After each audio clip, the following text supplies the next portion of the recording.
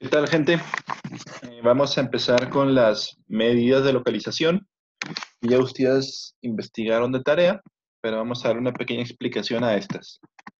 Y vamos a empezar con la media o el promedio. Vamos, este es un concepto demasiado sencillo. Tenemos que la media pues, es el valor promedio de todos los datos. Y este se calcula, como tenemos aquí en el cuadro azul, donde dice que X con una barra encima es la media, es igual a la sumatoria de todos los datos entre n, donde n es el número total de observaciones. Si ustedes son 20 personas, entonces yo voy a sumar sus edades, sumo las edades de todos, de cada uno de ustedes, y la divido en el total de alumnos. Y de ahí obtengo la media. Continuamos con la mediana.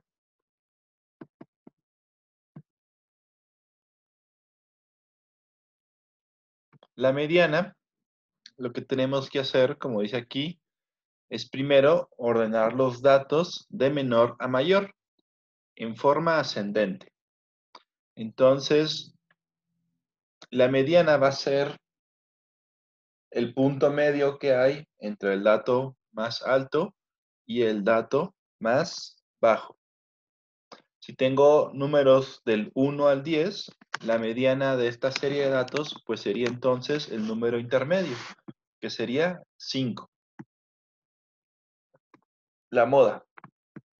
La moda tenemos un conjunto de datos y el dato que mayor se repita, el dato que tenga mayor frecuencia, será la moda.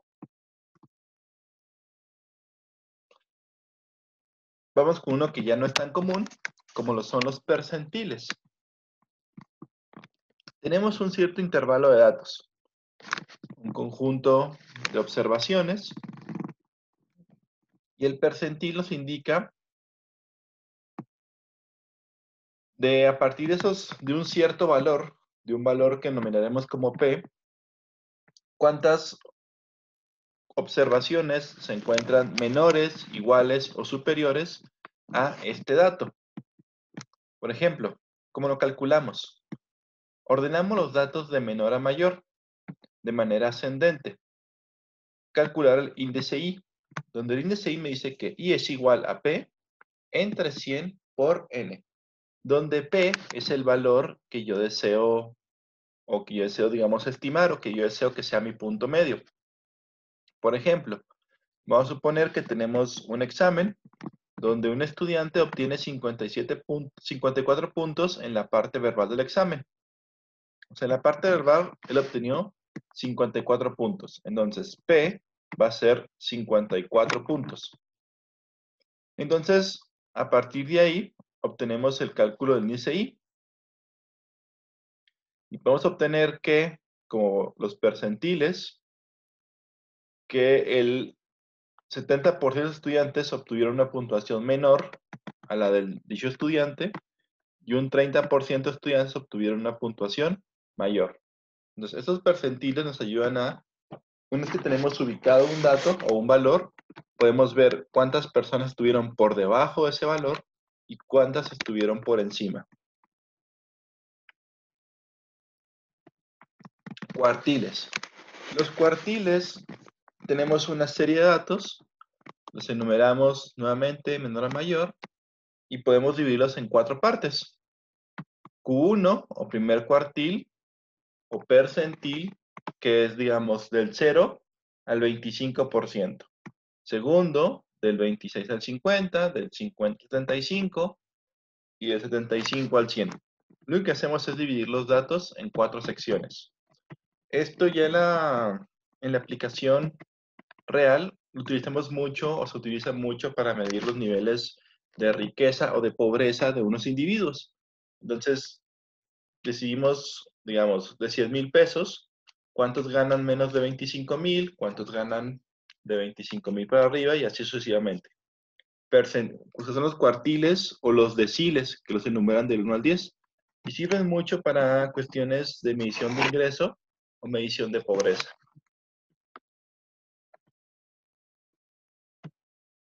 Bueno, Una vez que tenemos esos datos, tenemos los siguientes ejercicios y aplicaciones.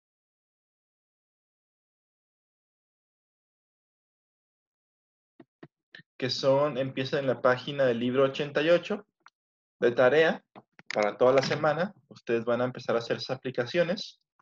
Desde el problema número 5, que tenemos aquí ordenado. Y van a hacer todos los problemas, todos, hasta el número 12. Son muy sencillos, los hacen rápidamente. Pasamos a las medidas de variabilidad. Estas son un poco, digamos, más complejas. Tenemos el rango. El rango es una medida de variabilidad que lo que hace es que tenemos el valor mayor menos el valor menor.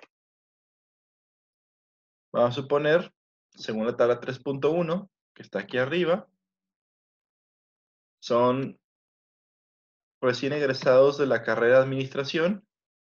El mayor sueldo es de 39,000, de 3,900, y el menor es de 3,300. El rango entre ellos, o sea, el mayor y el menor, sería 615. Es únicamente la diferencia.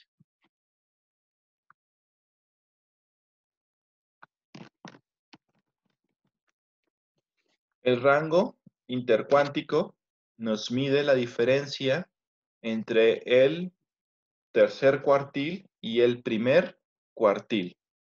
Ver qué tanto hay de diferencia entre un cuartil con respecto al otro, del tercero al primero. De esta manera, pues, como les comentaba, vamos a hacer un rango intercuántico para calcular la diferencia de los ingresos de ciertas poblaciones. Las tenemos divididas en cuartiles y de ahí podemos ver qué tanta diferencia hay en los ingresos. Varianza. La varianza es muy importante porque a partir de estos momentos, tanto en esta clase como en las que van a llevar, ya sean de negocios o de economía, pues van a llevar econometría o pronóstico en los negocios. Y la varianza, pues es un término que tienen que tener muy arraigado, que tienen que saberse muy bien para no confundirse después. La varianza es una medida, de variabilidad que utiliza todos los datos y está basada en la diferencia entre el valor de cada observación y la media. Entonces lo que hace es que ve qué tan dispersos están los datos en función de su valor promedio. Tenemos dos tipos de varianza, la varianza poblacional y la varianza muestral.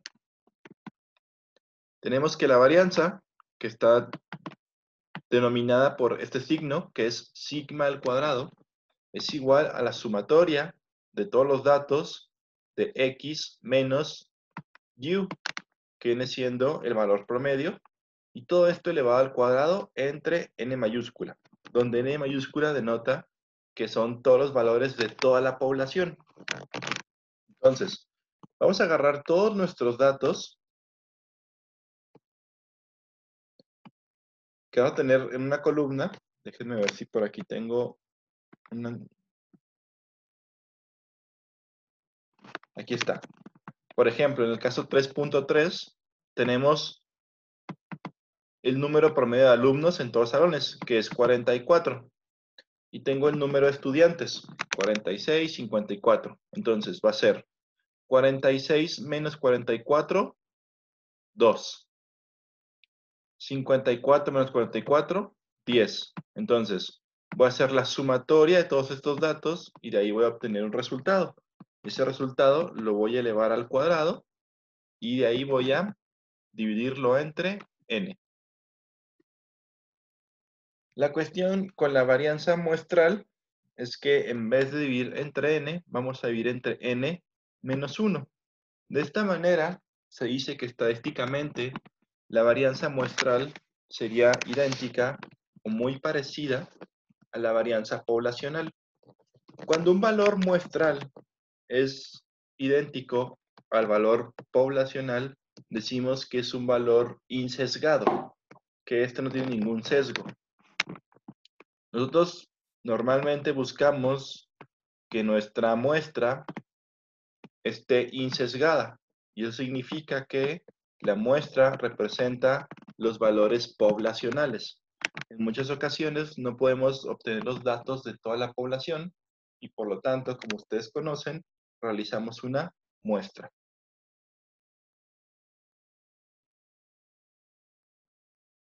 Y aquí les recomiendo que para hacer sus problemas, pues pueden venir a checar estos cuadros para apoyarse en ellos. Y lo tenemos a la desviación estándar.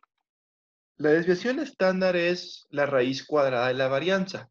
O dicho de otra forma, la varianza es el cuadrado de la desviación estándar. ¿Qué tiene diferencia o para qué utilizamos desviación estándar o varianza?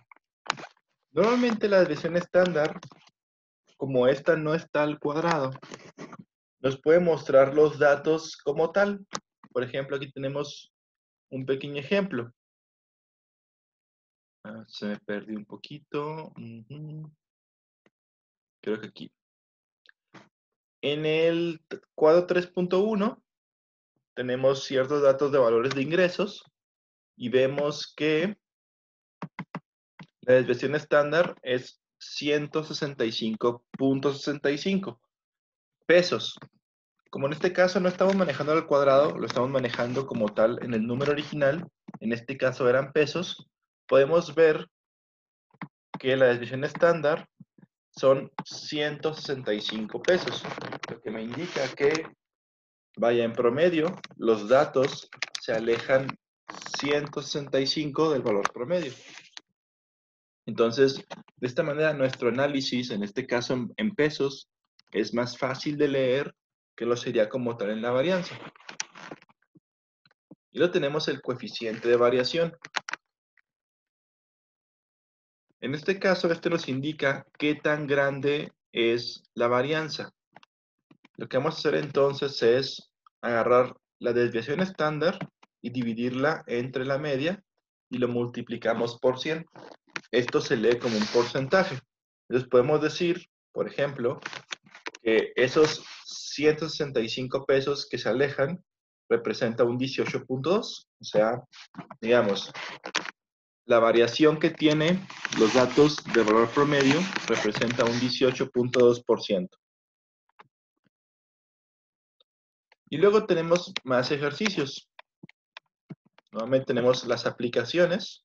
También van a ser las aplicaciones del 16 en delante, que serían hasta el problema número 24. Entonces tienen que hacer todos esos problemas.